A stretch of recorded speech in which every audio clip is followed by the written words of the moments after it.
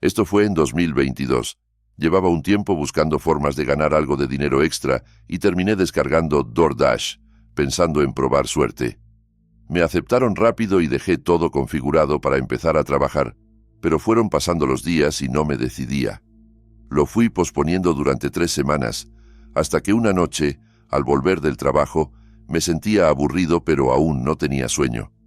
Pensé que no habría mejor momento que ese para probar. Los primeros pedidos fueron tranquilos.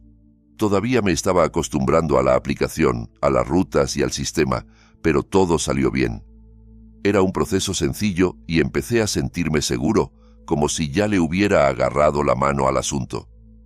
Llevaba unas 3 horas manejando y creo que ya pasaban apenas de las 12 de la noche cuando apareció un pedido muy distinto a todos los anteriores. Tenía una propina estimada enorme, algo entre $30 y $40, casi lo mismo que había ganado en todo ese rato. No lo pensé ni un segundo y acepté de inmediato. El pedido era de un McDonald's 24 horas, el único de toda la ciudad. Estaba justo en la salida de la carretera que llevaba fuera del pueblo, internándose hacia lo que yo consideraba la mitad de la nada. En cuanto recogí la comida y vi la dirección del cliente, entendí que exactamente hacia ahí me estaba mandando, lejos de las luces, hacia la oscuridad. No llevaba ni 2 minutos en carretera cuando recibí una llamada del cliente de DoorDash.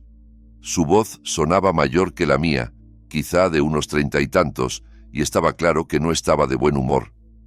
Me dijo que le confirmara la dirección. Un poco confundido, miré la pantalla y le leí la dirección que la aplicación marcaba como destino. Cuando terminé de decirla, hubo un silencio extraño al otro lado. El hombre no dijo nada. Yo estaba a punto de preguntarle si estaba correcta cuando simplemente colgó sin responder. Me pareció raro. Estaba de mal humor, cortante, pero al mismo tiempo ofrecía una propina enorme, como si quisiera ser amable. Pensé que quizá era porque quería que tratara su pedido con especial cuidado, pero aún así me parecía exagerado. Fuera lo que fuera, seguí manejando. El viaje duraría unos 15 minutos, pero la sensación era la de estar yéndome muy lejos, porque la carretera salía en línea recta del pueblo, cada vez más oscura y solitaria. De vez en cuando aparecía algún pequeño barrio perdido, pero casi todo eran campos vacíos y alguna que otra casa aislada junto al camino. A medida que me alejaba, empecé a sentir algo raro. Una incomodidad sutil que se fue pegando a mí. Tal vez era la zona, que no conocía en absoluto. Tal vez la carretera vacía con niebla baja y farolas muy espaciadas, o aquella llamada tan extraña del hombre. Pero había algo en ese pedido que no se sentía como los demás. Al fin tuve que apartarme de la carretera principal y entrar por un camino de tierra. Eso no ayudó para nada a mi sensación de inquietud. La niebla era tan densa que apenas veía a unos metros. Avanzaba despacio entre un campo de hierba alta, sin poder distinguir qué había al final de aquel sendero. Solo el haz de mis luces recortando la niebla y el crujido de la grava bajo las ruedas. Cuando por fin llegué, vi la casa. Estaba completamente sola, plantada en medio del campo, una de esas casas viejas de aspecto rural, con un gran porche que rodeaba la estructura y detalles de madera gastada por los años. Había luces prendidas en algunas ventanas y alcancé a ver los números grandes de la dirección, que coincidían exactamente con los del pedido en la aplicación. Aparqué frente a la casa, tomé la bolsa con la comida y empecé a caminar hacia la puerta principal.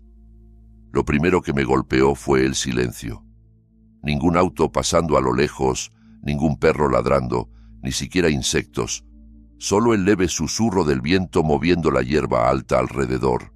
Ni siquiera se escuchaba una televisión dentro de la casa, ni voces, ni pasos. Era como si aquella casa estuviera aislada del mundo entero, suspendida en un aire espeso. Fui a tocar la puerta y con el primer golpe de nudillos, la hoja se abrió hacia adentro con un chirrido, como si hubiera estado mal cerrada. En ese mismo instante, una voz masculina sonó desde el fondo de la casa.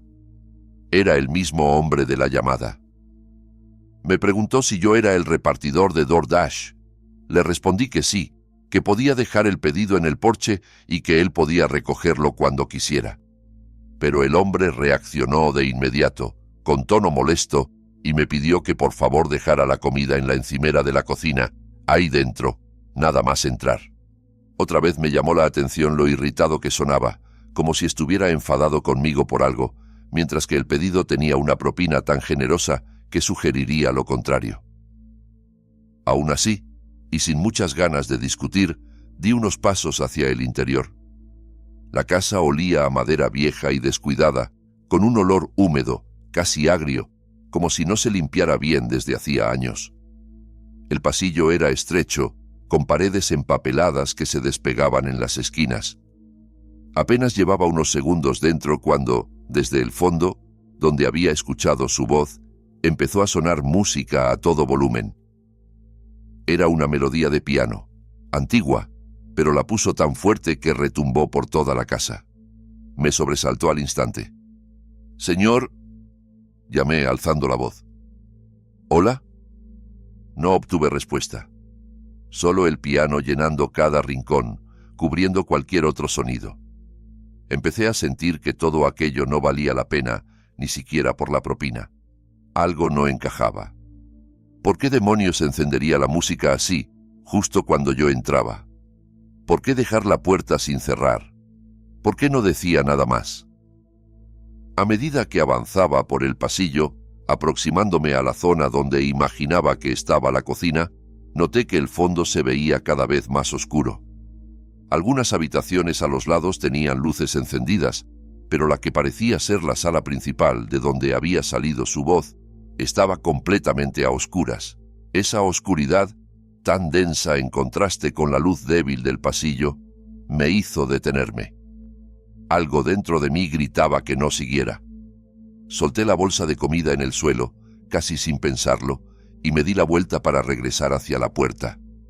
Quería salir de ahí cuanto antes. Cuando estaba a pocos pasos de la salida, casi al alcance del pomo, sentí que el corazón se me subía a la garganta.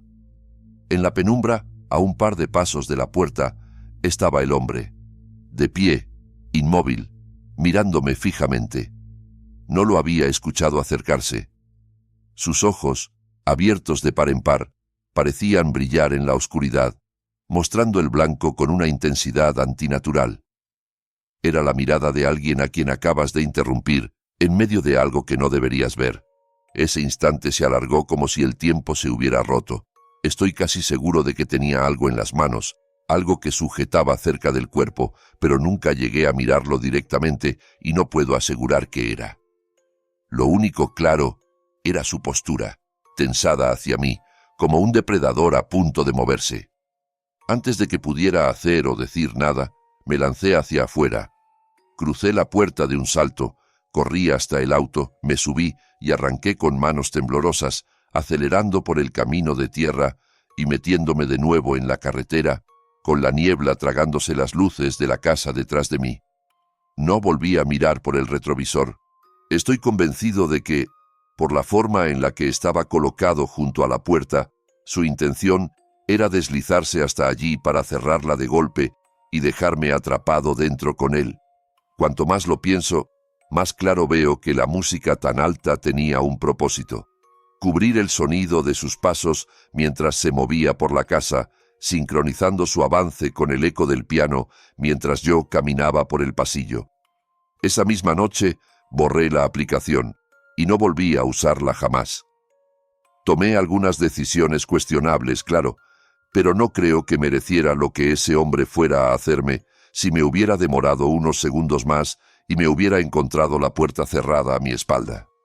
A veces, una entrega nocturna no es solo comida llegando a una casa. Es alguien, sin saberlo, entrando en la guarida de otro. Y hay quienes esperan la hora en que todos duermen para abrir la puerta a algo mucho más oscuro. Ten esto presente, porque lo que le ocurrió a otra persona trabajando de noche fue distinto, y quizá incluso más inquietante. Tenía 28 años y vivía solo en una ciudad pequeña, después de que me despidieran del trabajo en el que llevaba muchos años. Ese empleo era la única razón por la que me había mudado allí, así que perderlo fue devastador. No tenía claro qué hacer con mi vida, qué rumbo tomar, y mientras intentaba pensarlo con calma decidí que por el momento aceptaría cualquier trabajo que me ayudara a pasar el tiempo y a pagar las cuentas. Después de unas semanas buscando, me ofrecieron un puesto en un motel pequeño a las afueras de la ciudad. Pasé unos pocos días de entrenamiento, pero lo que voy a contar ocurrió prácticamente en mi primera noche completa trabajando solo en la recepción.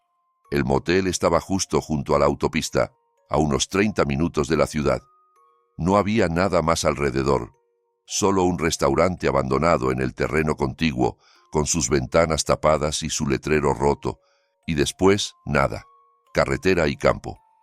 Durante las primeras horas de la noche entraron un par de clientes, gente cansada, con cara de haber manejado mucho, que solo quería una cama.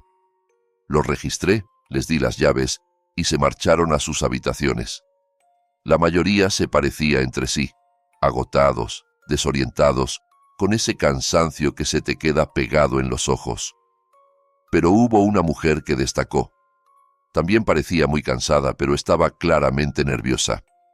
Miraba una y otra vez por encima del hombro, hacia el estacionamiento, hacia la carretera vacía, y apuraba todo como si no soportara estar ni un minuto más a la vista de nadie. Solo estuvo conmigo unos segundos en el mostrador, lo justo para pagar y tomar la llave, y se marchó. Después de eso, pasaron muchas horas en las que estuve completamente solo. Me quedé detrás del mostrador, mirando la puerta de cristal que daba al estacionamiento y, más allá, a la autopista casi vacía. Apenas pasaban coches. Pensé que iba a ser una noche lenta, aburrida, en la que quizás me costaría mantenerme despierto. Hasta que un hombre entró. No había visto ningún coche llegar, lo que me hizo suponer que sería uno de los huéspedes que se habían registrado antes de que empezara mi turno. Sin embargo, en cuanto habló, quedó claro que no era el caso. Se acercó al mostrador y me preguntó cuánto costaban las habitaciones y si quedaba alguna libre.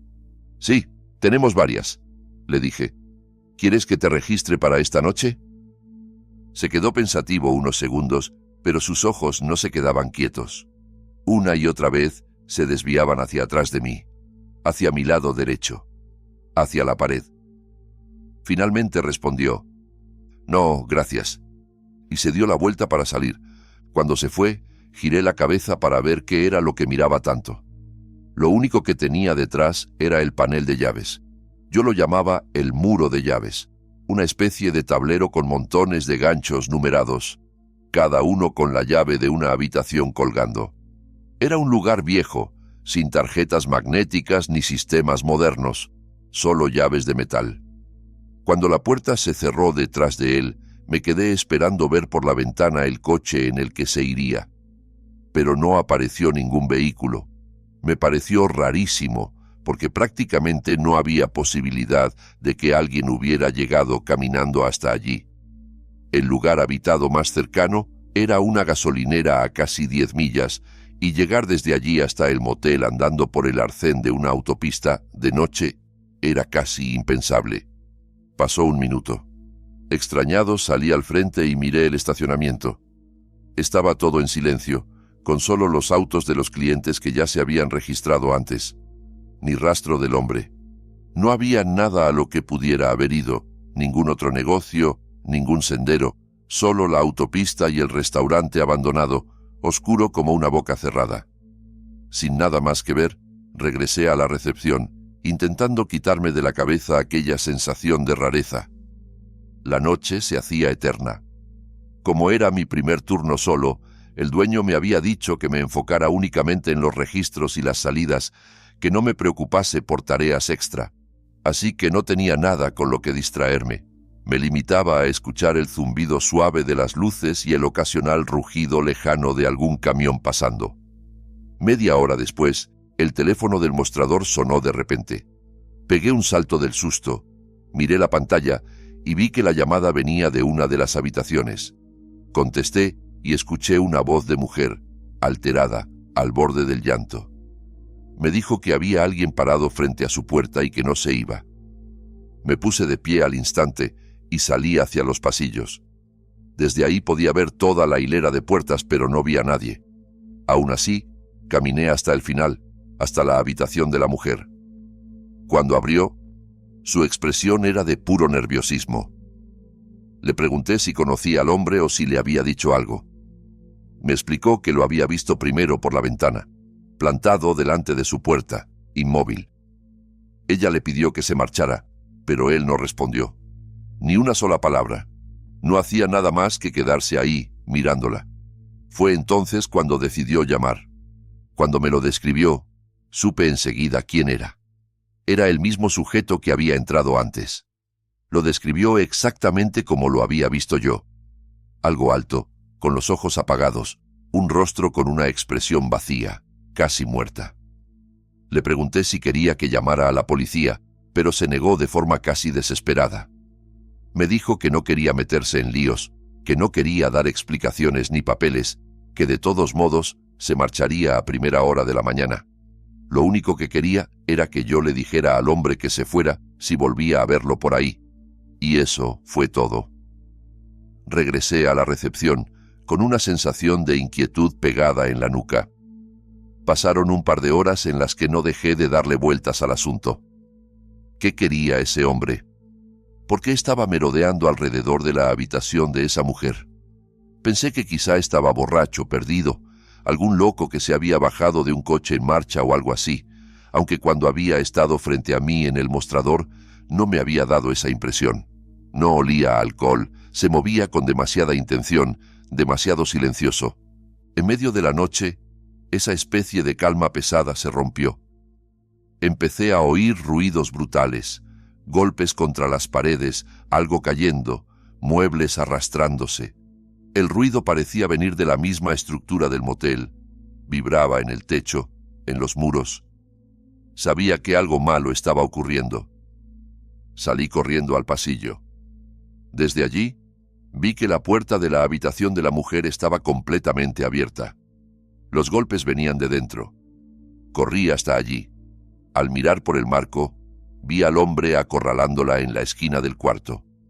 Ella estaba arrinconada contra la pared, con la cara pálida, y él estaba frente a ella, bloqueándole el paso hacia la salida. Los muebles estaban movidos, algunas cosas tiradas al suelo. Grité, aunque con la adrenalina ni siquiera recuerdo qué dije.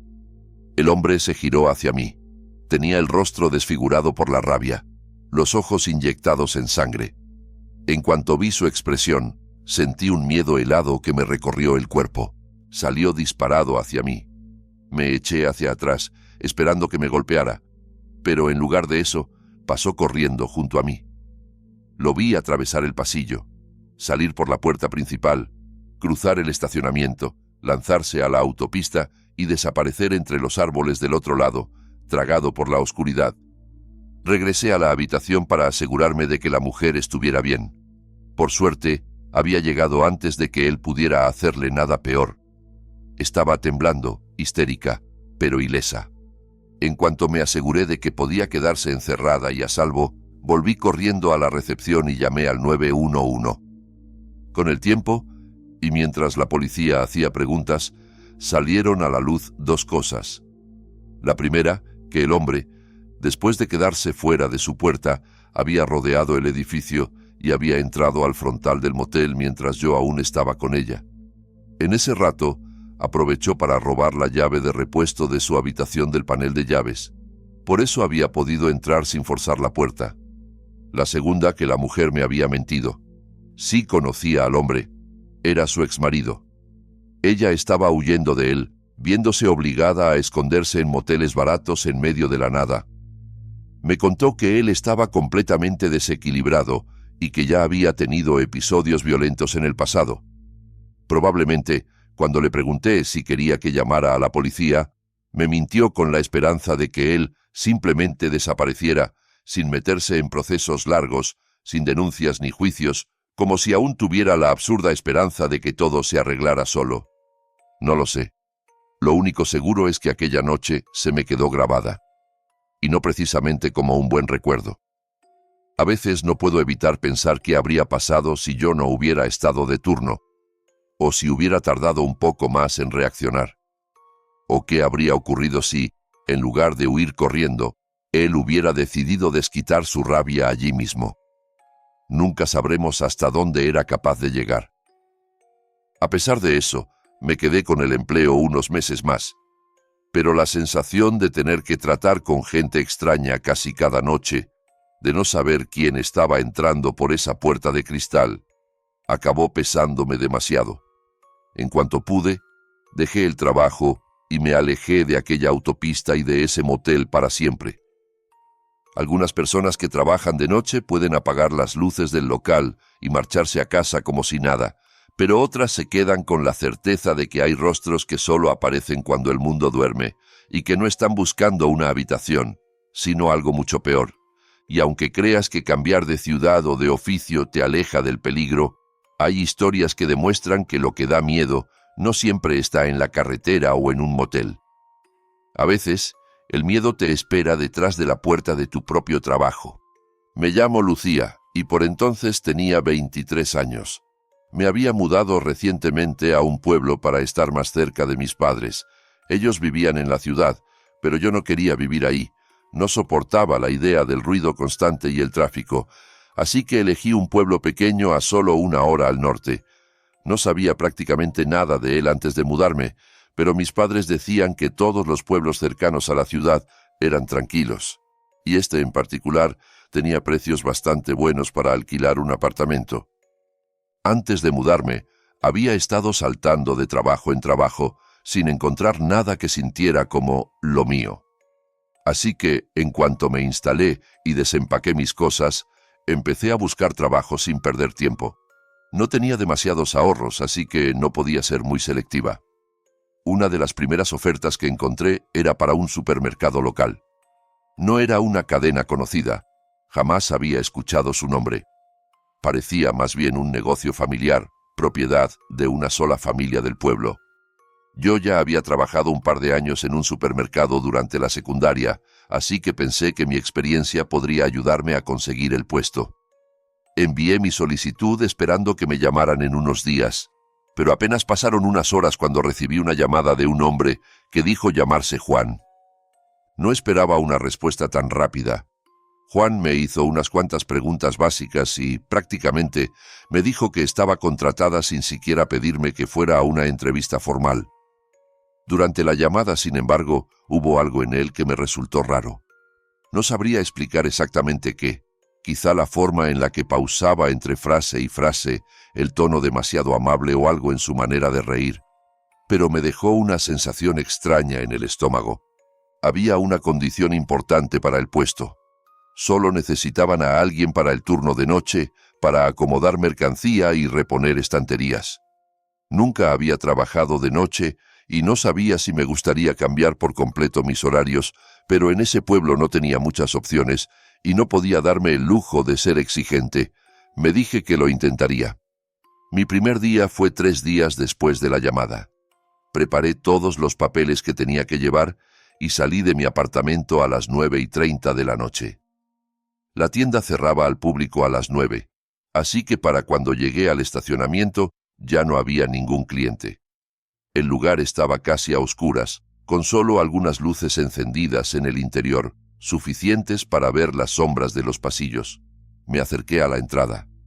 Juan estaba de pie justo detrás de las puertas de cristal, mirándome fijamente mientras me aproximaba. En cuanto estuve cerca, abrió la puerta y me dio la bienvenida. Era bastante alto, tal vez unos 1,88, y no precisamente delgado. Tenía el pelo cortado al ras, tipo rapado, y una barba espesa. Su presencia imponía. Para empezar la noche, me llevó a la oficina, un cuarto en la parte trasera del edificio, para hacer el papeleo de contratación. Mientras caminábamos por la tienda, me fijé en lo descuidada que se veía. Los pasillos parecían más sucios de lo normal, el suelo estaba opaco, algunas estanterías estaban torcidas y todo en general daba una sensación vieja, apagada. No se parecía a los supermercados a los que estaba acostumbrada en la ciudad. Aún así, pensé que quizá era lo normal para un negocio pequeño de pueblo y preferí no darle demasiadas vueltas. En la oficina, mientras revisaba mis documentos, Juan intentó hacer algo de charla. Empezó preguntándome por la mudanza, por cómo estaba adaptándome al pueblo, pero pronto derivó a cosas más personales. Si vivía sola, si tenía pareja, si alguien me había traído en coche o si pensaba que alguien pasaría a recogerme al final del turno. Respondí con la mayor vaguedad posible, sin dar detalles, porque la forma en la que lo preguntaba me incomodaba mucho. Durante toda la conversación mantuvo una sonrisa amplísima, tan exagerada que no encajaba con su aspecto. No era una sonrisa relajada, parecía tensada, forzada, como si sus músculos faciales estuvieran acostumbrados a mantenerla sin sentir nada. Al fin, después de dejar mi bolso y mis cosas personales en la oficina, fuimos a trabajar. Me llevó a un pasillo donde había varios carros llenos de cajas y me explicó cómo colocar los productos. El trabajo era sencillo, mecánico, así que me puse a ello sin más. La primera hora transcurrió sin nada especial. Solo el zumbido de las luces, el sonido lejano de algún refrigerador y el ruido de mis propias cajas al abrirse. Pero pronto me di cuenta de un detalle inquietante. En toda la tienda solo estábamos Juan y yo. No había más empleados.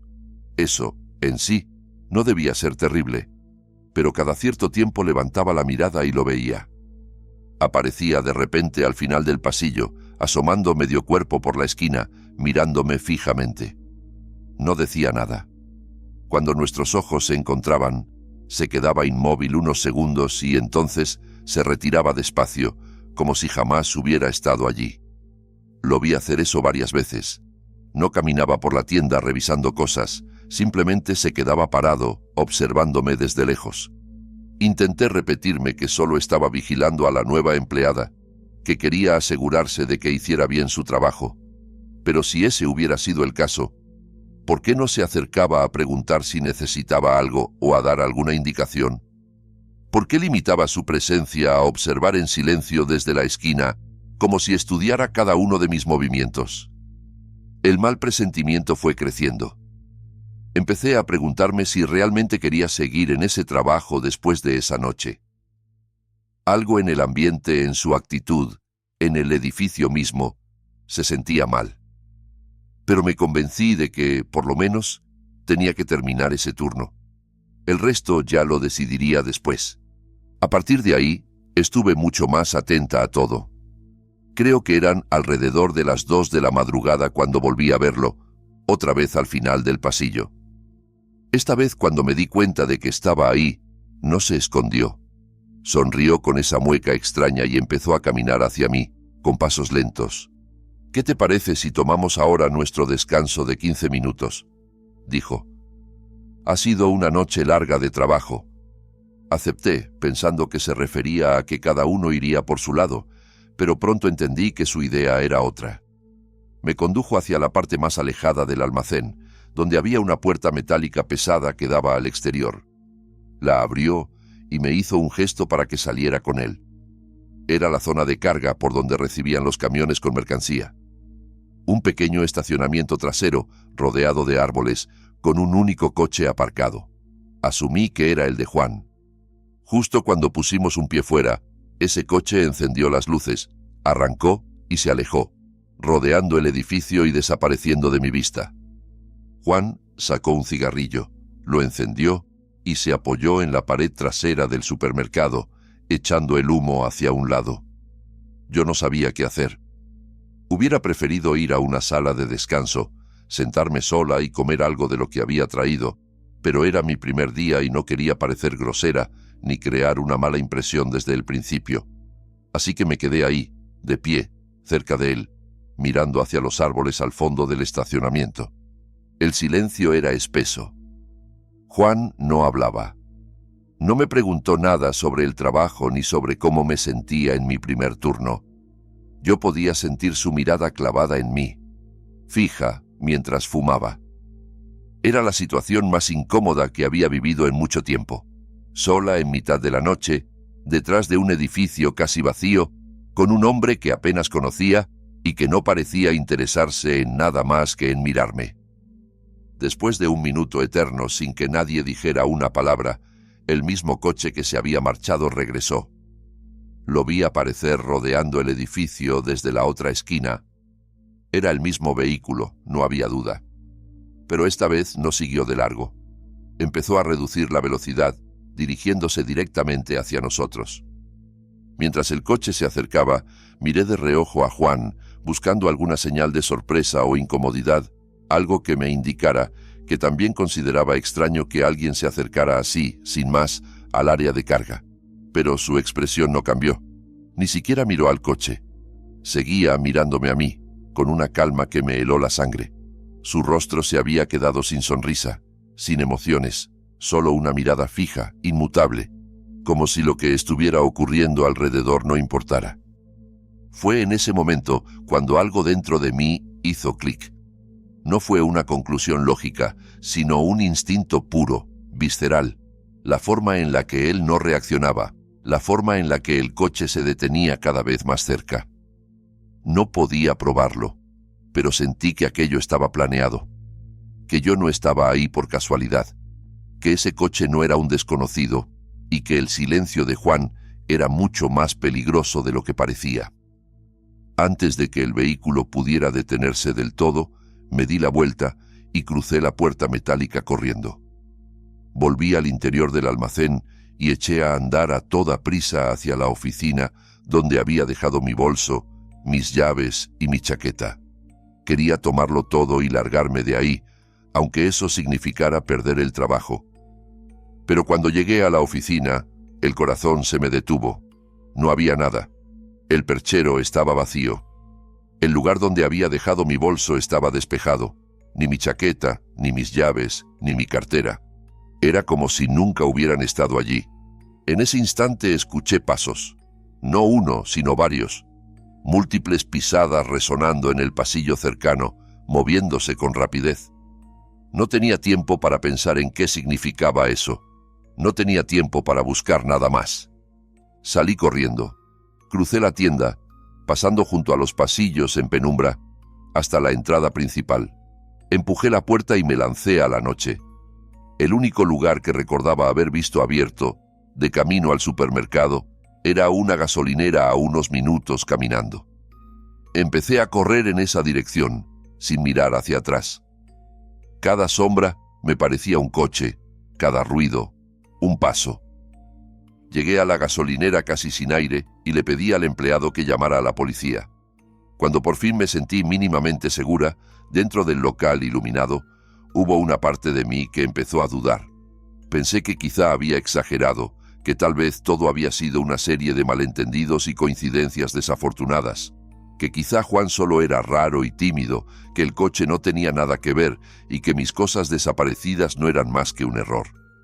Pero esas dudas se evaporaron cuando los agentes fueron al supermercado y hablaron con él. Les permitieron revisar el lugar. Encontraron mi bolso, mi chaqueta y el resto de mis cosas exactamente en la oficina donde yo las había dejado al inicio del turno. Juan las había vuelto a colocar ahí después de que yo huyera. Les dijo que nunca las había movido, que habían estado ahí todo el tiempo, que, según él, yo debía haberme confundido. Además, negó repetidamente que ningún coche hubiese aparecido ni se hubiese detenido detrás del edificio durante nuestro descanso. Cuando los policías pidieron revisar las cámaras de seguridad, todas funcionaban, excepto la cámara que apuntaba a la parte trasera, justo donde habíamos estado él y yo. Esa, casualmente, no había grabado nada esa noche. No había pruebas claras de lo que yo sentía que estaba ocurriendo. Ningún video del coche, ninguna imagen de mis cosas desapareciendo de la oficina. Sin evidencias, el caso se fue apagando. Para efectos legales, no había sucedido nada que pudiera demostrarse. Yo, sin embargo, lo entendí como una advertencia. Rompí el contrato de alquiler del apartamento del pueblo, recogí lo que tenía y me fui a casa de mis padres en la ciudad durante una temporada, hasta que pude volver a estabilizarme. No tenía intención de volver a pasar una sola noche en aquel lugar. No sé qué estaba planeando realmente Juan, ni qué papel tenía ese coche que aparecía y desaparecía en la oscuridad. Pero la forma en la que intentó borrar cualquier rastro de mi presencia, la cámara casualmente apagada y la falsedad tranquila con la que negó cada detalle me siguen provocando escalofríos. Da la sensación de que, si no hubiera escuchado a mi instinto en el último momento, quizá hoy sería solo una ausencia más que nadie sabría explicar. Si estas historias te dejaron inquieto, si ahora miras de reojo a la oscuridad de la carretera o a los pasillos vacíos de tu propio trabajo, deja tu like y suscríbete para escuchar más relatos que no te dejarán dormir tranquilo. Y si alguna vez has sentido que algo no estaba bien y te fuiste justo a tiempo, cuéntalo en los comentarios. Quizá tu experiencia se parezca más de lo que crees a lo que acabas de escuchar.